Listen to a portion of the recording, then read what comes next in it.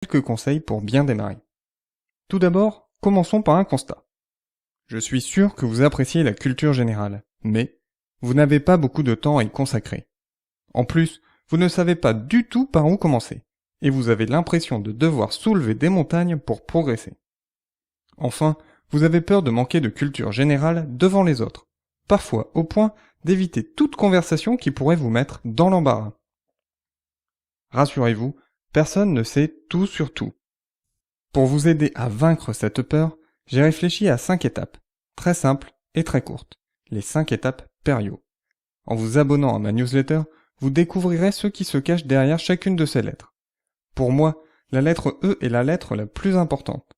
En règle générale, les gens sont intarissables sur les sujets qu'ils apprécient. En écoutant, c'est vous qui apprenez, c'est vous qui progressez.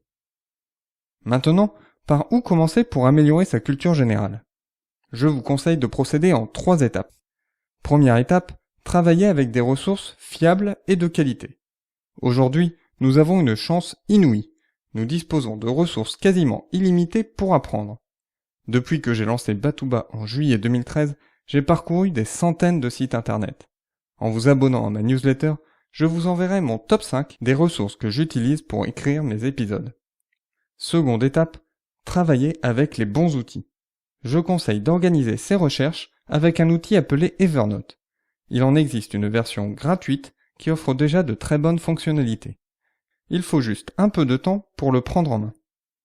Troisième et dernière étape, choisissez un sujet spécifique. Par exemple, écoutez ou lisez un épisode de Batouba dont le sujet vous intéresse et essayez d'en savoir plus.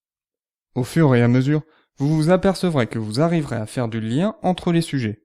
C'est d'ailleurs ce que j'essaye de vous proposer dans les épisodes de Batouba. Prenons un exemple concret. L'épisode 32 est dédié à Léonard de Vinci. Cela m'a ensuite inspiré pour l'épisode 38. Dans l'épisode 40, je donne l'opinion de Léonard de Vinci sur le mouvement perpétuel, et enfin, j'utilise une de ses citations dans l'épisode 42. Voilà, j'espère que ces conseils vous seront utiles.